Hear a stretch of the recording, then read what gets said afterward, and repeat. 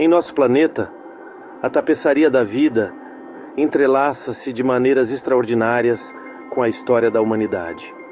Muitas vezes, essa conexão profunda e antiga se manifesta onde menos esperamos, na identidade das nações. Desde as montanhas mais altas até as costas mais remotas, os animais têm sido mais do que simples habitantes. Eles se tornaram emblemas, fontes de inspiração e até mesmo o próprio nome de países inteiros. Esta relação, forjada ao longo de milênios, revela não apenas a riqueza da biodiversidade, mas também a forma como as culturas humanas observam, interpretam e honram o mundo natural que as rodeia. Neste vídeo, vamos explorar algumas das mais surpreendentes e fascinantes histórias de símbolos nacionais e nomes de países que estão intrinsecamente ligados ao reino animal. Descobriremos por que uma nação escolheu uma criatura mítica como seu emblema, como um mal-entendido linguístico batizou um país com o nome de uma ave, e como a incapacidade de um animal andar para trás pode simbolizar o progresso de todo um povo. Cada história é uma janela para a alma de uma nação, refletindo seus valores, suas lendas e sua história. Convido-vos então a embarcar nesta jornada pelos continentes. Viajaremos da Escócia ao Butão, da Austrália ao Brasil, desvendando os segredos por trás de bandeiras, brasões e mapas. Juntos, vamos descobrir como os bichos, grandes e pequenos, reais e imaginários, não apenas compartilham nosso mundo, mas também ajudaram a moldar as culturas, as identidades e as próprias bandeiras que tremulam ao vento, celebrando uma conexão que perdura até hoje. É uma prova de como a natureza e a civilização estão e sempre estiveram eternamente conectadas. Nas terras altas e misteriosas da Escócia, onde mitos e lendas parecem sussurrar com o vento, encontramos um símbolo nacional verdadeiramente singular: o unicórnio. Esta criatura mítica, um emblema de pureza, inocência e poder, foi adotada no século XV, numa época de intensa rivalidade com a Inglaterra, cujo símbolo era o leão. A escolha do unicórnio não foi acidental. Na mitologia, acreditava-se que apenas ele possuía a força para derrotar um leão. Era uma declaração ousada de independência e força, um animal indomável para representar um povo igualmente indomável. Contudo, ao observar o brasão de armas escocês, um detalhe intrigante se revela. O unicórnio está acorrentado. Uma corrente dourada envolve seu pescoço, passando pelo corpo. Esta imagem, aparentemente contraditória, carrega um simbolismo profundo. Representa o poder dos reis escoceses, os únicos capazes de domar a criatura selvagem e poderosa. As correntes não são um sinal de subjugação, mas sim um testemunho da realeza e da força controlada, mostrando que, embora o espírito da Escócia seja livre e selvagem como o unicórnio, ele é governado com sabedoria e poder. No vasto e antigo continente da Austrália, 2 animais endêmicos foram escolhidos para sustentar o brasão de armas da nação: o canguru e o emu. À primeira vista, podem parecer escolhas óbvias, representando a fauna única do país. No entanto, a razão por trás de sua seleção é muito mais simbólica e inspiradora.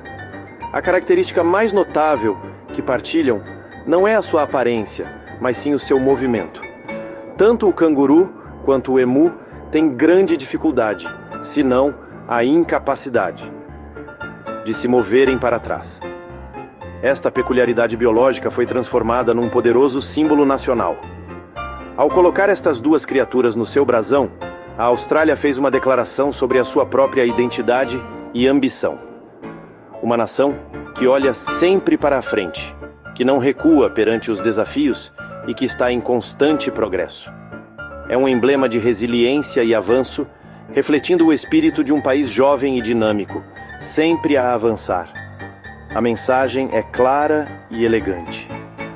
Advance Australia, ou Avante, Austrália, como o seu hino proclama, um lema personificado pelos guardiões do seu brasão. Em 1782, o Congresso Continental dos recém-formados Estados Unidos da América escolheu a águia careca como o seu emblema nacional. Esta majestosa ave de rapina, nativa da América do Norte, foi vista como um símbolo de força, coragem, liberdade e imortalidade. Com a sua impressionante envergadura e o seu olhar penetrante, a águia parecia a personificação perfeita dos ideais da nova república. Ela foi imortalizada no grande selo dos Estados Unidos, segurando um ramo de oliveira, símbolo da paz, e um feixe de 13 flechas, representando a força na guerra. No entanto, nem todos os pais fundadores concordaram com esta escolha. Benjamin Franklin, um dos mais influentes, expressou o seu desdém pela águia careca numa carta à sua filha. Ele a considerava uma ave de mau caráter moral, que não hesitava em roubar o peixe de outras aves. Franklin propôs, em vez dela, o peru, que ele descreveu como uma ave muito mais respeitável e verdadeiramente americana. Apesar da sua objeção, a águia prevaleceu. Tragicamente, a espécie quase foi extinta devido à caça e ao uso de pesticidas, mas graças a esforços de conservação monumentais, a águia careca recuperou, tornando-se também um símbolo de resiliência e da capacidade de reparar os erros do passado.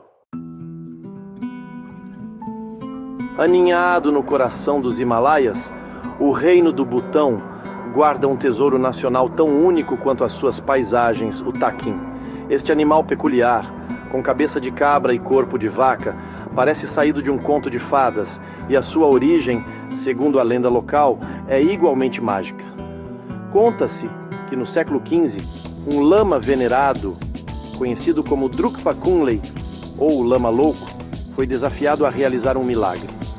Ele exigiu que lhe trouxessem uma vaca e uma cabra, inteiras para o almoço. Depois de devorar ambas, ele pegou na cabeça da cabra e colocou-a sobre o esqueleto da vaca. Com um estalar de dedos, ele ordenou à criatura bizarra que se levantasse e fosse pastar nas montanhas. Para espanto de todos, o animal recém-criado obedeceu. E assim nasceu o taquim, ou Dongyem Tsei, em Dzonga. Esta lenda cimenta o taquim não apenas como um animal, mas como uma manifestação divina e parte integrante da identidade cultural e religiosa do Butão. Hoje, o taquim é protegido por lei e a sua preservação é um reflexo do profundo respeito do Butão pela natureza e pela sua harmonia com a filosofia do país de felicidade nacional bruta. Poucos animais no mundo são tão instantaneamente reconhecíveis e universalmente amados como o panda gigante. Para a China, este urso preto e branco, com a sua aparência dócil e dieta especializada de bambu, tornou-se muito mais do que um tesouro nacional. Tornou-se um poderoso embaixador. A prática da diplomacia do panda remonta à dinastia Tang, mas foi revitalizada no século XX, com a China a oferecer pandas a outros países como gestos de boa vontade, amizade e para fortalecer laços diplomáticos. Cada panda no estrangeiro é um símbolo vivo da herança cultural e natural da China. O seu estatuto de espécie vulnerável, recuperado de ameaçada graças a enormes esforços de conservação, acrescenta outra camada ao seu simbolismo. O panda representa a paz, a harmonia e a importância da cooperação global para proteger o nosso planeta. Os centros de criação e as reservas naturais na China são testemunho do compromisso do país em salvar esta espécie icônica. Ao proteger o panda, a China não está apenas a salvar um animal, mas também a preservar um símbolo poderoso da sua identidade e do seu desejo de coexistência pacífica com o mundo.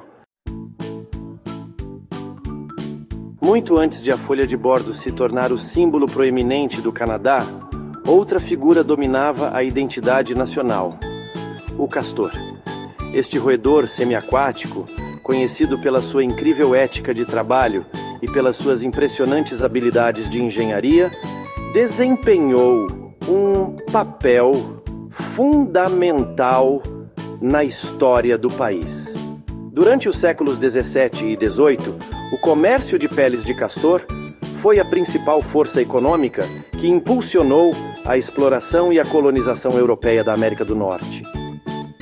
As peles eram altamente valorizadas na Europa para a confecção de chapéus, transformando o castor no ouro peludo do Novo Mundo.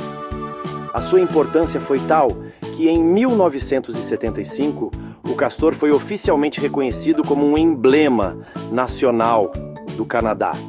Ele simboliza o trabalho árduo, a perseverança e a engenhosidade, qualidades que os canadianos veem como centrais para a construção da sua nação. As barragens e abrigos que os castores constroem, alterando paisagens e criando ecossistemas ricos, são uma metáfora perfeita para a forma como os pioneiros e imigrantes moldaram e construíram o Canadá a partir de uma vasta e selvagem paisagem natural.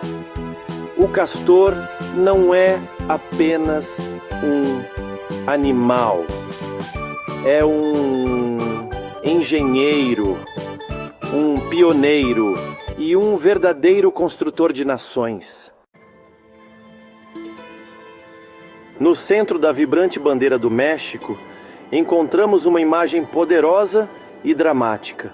Uma águia dourada pousada num cato a devorar uma serpente. Este emblema não é uma mera escolha artística, é a representação de uma lenda fundamental que marca o nascimento da civilização asteca. Segundo a lenda, o deus da guerra, Huitzilopochtli, instruiu o povo mexica a vaguear até encontrar este sinal divino. O local onde vissem a águia a devorar a serpente seria onde deveriam construir a sua grande cidade. Após séculos de peregrinação, os mexicas finalmente avistaram a cena profetizada numa pequena ilha no meio do lago Texcoco. Foi ali que fundaram a sua capital, Tenochtitlan, que viria a tornar-se o centro do vasto Império Azteca e, mais tarde, a atual cidade do México. O símbolo representa o triunfo do bem sobre o mal, a vitória da luz sobre as trevas. Ao colocá-lo no coração da sua bandeira, o México honra as suas raízes indígenas e celebra a história. E se celebra a história de perseverança, fé e o cumprimento de um destino sagrado que deu origem à sua nação. Em nenhum brasão oficial ou bandeira mais profundamente gravado no coração e na cultura do Brasil, encontramos um ícone improvável, o cachorro caramelo.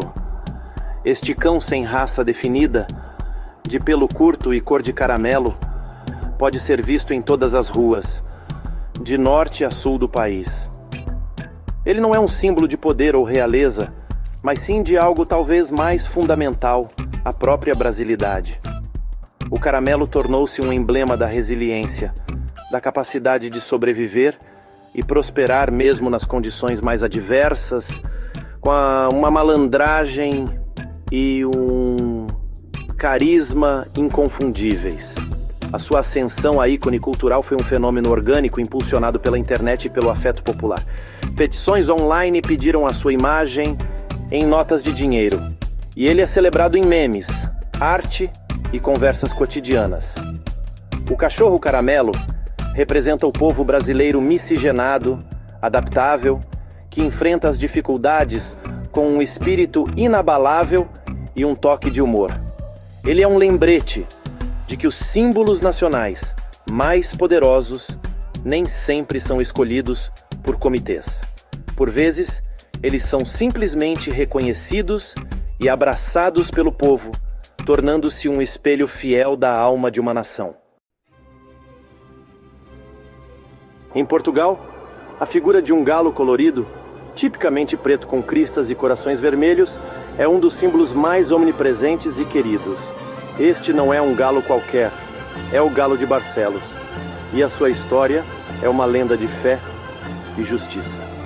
A história conta que um peregrino galego, a caminho de Santiago de Compostela, foi injustamente acusado de roubo na cidade de Barcelos e condenado à forca. Como último apelo, ele pediu para ser levado à presença do juiz, que estava prestes a banquetear-se com um galo assado. O peregrino declarou que, como prova da sua inocência, aquele galo assado se levantaria e cantaria no momento em que ele fosse enforcado. O juiz e os presentes riram da afirmação absurda. No entanto, no momento exato da execução, o galo assado ergueu-se no prato e cantou vigorosamente. O juiz, espantado, correu para a forca e descobriu que o nó da corda se tinha soltado milagrosamente, salvando a vida do peregrino. Hoje, o Galo de Barcelos simboliza a fé, a boa sorte e a crença de que a verdade e a justiça prevalecerão mesmo contra todas as probabilidades.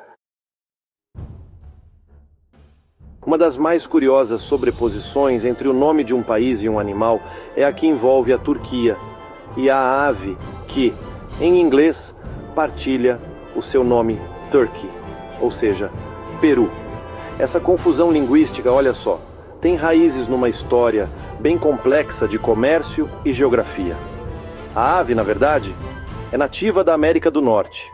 Quando os exploradores europeus a levaram para a Europa, ela foi inicialmente importada através do Império Otomano, cujo centro era a atual Turquia. Comerciantes ingleses, que compravam a ave nos mercados de Constantinopla, passaram a chamá-la de Turkey Cock, ou seja, galo da Turquia. E para aumentar a confusão, uma ave completamente diferente, a galinha da Angola, nativa de África, também era importada para a Europa através da Turquia e também era chamada de Turkey. Com o tempo, o nome ficou associado exclusivamente à ave americana. Ironicamente, em turco, a ave é chamada de hindi, que significa da Índia, refletindo outra confusão geográfica comum na era das descobertas, quando o Novo Mundo era frequentemente confundido com as Índias. É um exemplo fascinante de como as rotas comerciais e os equívocos históricos podem criar um nó linguístico que perdura por séculos. O nome do país centro-americano, Panamá, está profundamente ligado à sua espantosa biodiversidade, embora a sua origem exata ainda seja tema de debate. A teoria mais amplamente aceita e ensinada nas escolas panamianas é que o nome deriva de uma antiga língua indígena e significa abundância de peixes, árvores e borboletas. Essa descrição, sem dúvida, captura perfeitamente a essência de uma nação que serve de ponte terrestre entre dois continentes e é banhada por dois oceanos, resultando numa riqueza natural realmente excepcional. A localização do país tornou-o um corredor biológico, permitindo a migração de espécies e criando um verdadeiro caldeirão de vida selvagem. Os recifes de coral do Panamá fervilham de peixes coloridos, e as suas florestas tropicais são o lar de inúmeras espécies de borboletas, incluindo a deslumbrante morfo azul. O próprio nome Panamá é, portanto, um tributo constante à sua identidade como um dos hotspots de biodiversidade mais importantes do mundo. É uma nação cujo nome não comemora um conquistador ou um santo, mas sim a própria exuberância da vida que floresce dentro das suas fronteiras. A história por trás do nome do país africano, Camarões, é um exemplo notável de como uma única observação da natureza pode batizar uma nação inteira. No século XV, exploradores portugueses liderados por Fernão do Pó navegavam pela costa da África Central. Ao chegarem ao estuário do rio Wouri, ficaram absolutamente maravilhados com a quantidade extraordinária de um tipo de crustáceo, o camarão fantasma do mangue, conhecido cientificamente como Lepidophthalmus turneranus. A abundância era tão impressionante que eles não hesitaram em nomear o rio de Rio dos Camarões. Esse nome, Camarões, acabou por se estender à região circundante e, eventualmente, foi adotado pelos alemães, franceses e britânicos durante o período colonial. Quando o país alcançou a independência, o nome permaneceu. Assim, uma nação inteira, com a sua rica diversidade de culturas, paisagens e povos, deve o seu nome à observação de navegadores portugueses. Há mais de 500 anos, sobre a espantosa abundância de pequenos crustáceos num rio local.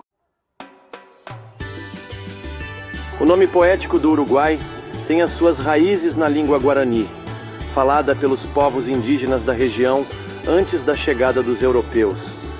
Embora existam várias interpretações, uma das mais belas e amplamente aceites é que Uruguai significa Rio dos Pássaros Pintados. Este nome evoca uma imagem vívida da rica avifauna que habita as margens do rio Uruguai, que forma a fronteira ocidental do país. A região é um paraíso para observadores de aves, lar de uma variedade deslumbrante de espécies coloridas. Desde o brilhante cardeal de topete vermelho até ao elegante quero-quero, que é a ave nacional, a paisagem sonora e visual do Uruguai é definida pelos seus habitantes alados. O nome do país serve, assim, como um tributo permanente à sua beleza natural e, em particular, às criaturas que pintam os seus céus e rios com cor e movimento. É um lembrete de que muito antes de as fronteiras serem traçadas e as cidades construídas, a identidade de um lugar era definida pela sua flora e fauna, um nome que ecoa a profunda conexão do povo guarani com a sua terra.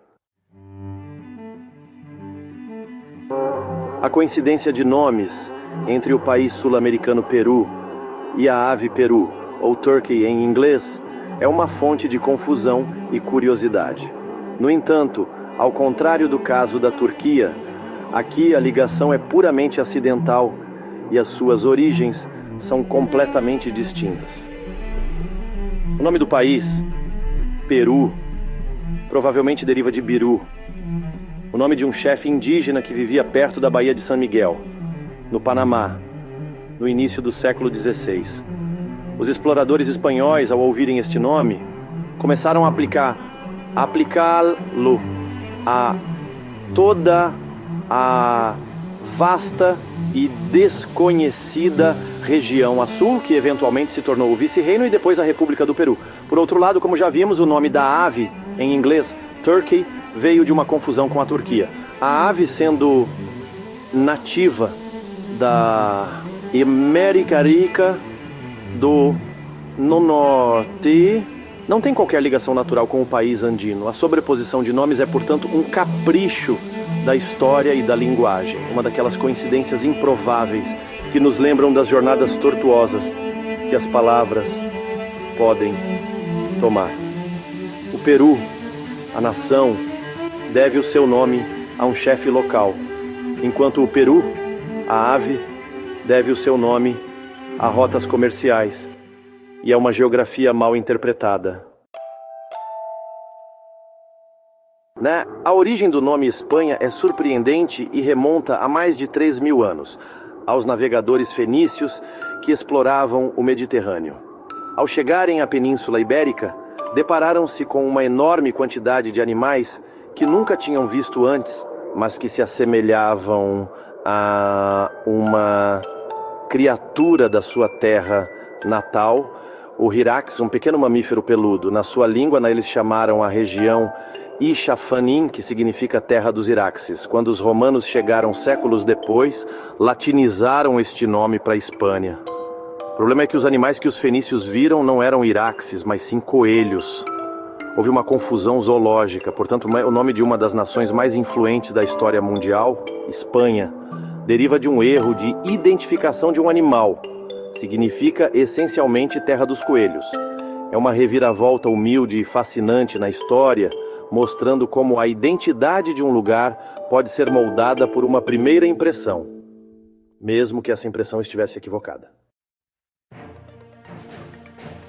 Ao percorrermos este mapa de histórias, torna-se claro que a ligação entre os animais e os países é muito mais profunda e intrincada do que poderíamos imaginar. Desde lendas sagradas e declarações de progresso até acidentes linguísticos e ícones culturais inesperados, o reino animal forneceu uma fonte inesgotável de símbolos que ajudam a definir quem somos. Estas criaturas, nas bandeiras, nos nomes e nos corações das pessoas, são testemunhas silenciosas da nossa história, refletindo os nossos medos, as nossas aspirações e a nossa admiração pelo mundo natural. Esta jornada está longe de terminar, pois cada nação e cada cultura tem as suas próprias histórias à espera de serem contadas. É por isso que vos convido a partilhar nos comentários. Qual é o símbolo animal do vosso país ou região? Existe alguma história curiosa por trás dele que não abordamos aqui? O conhecimento coletivo é uma ferramenta poderosa e juntos podemos pintar um quadro ainda mais completo desta fascinante intersecção entre a vida selvagem e a identidade humana. Cada comentário é um novo fio adicionado a esta rica tapeçaria. No final, estas histórias mostram que por mais que construamos cidades e tracemos fronteiras, nunca estamos verdadeiramente separados da natureza. A grande e bela tapeçaria que une a cultura humana e o mundo natural continua a ser tecida em cada lenda contada, em cada bandeira hasteada e em cada nome pronunciado. É um legado vivo, um lembrete constante de que todos nós, humanos e animais, partilhamos este único e extraordinário planeta, o nosso mundo.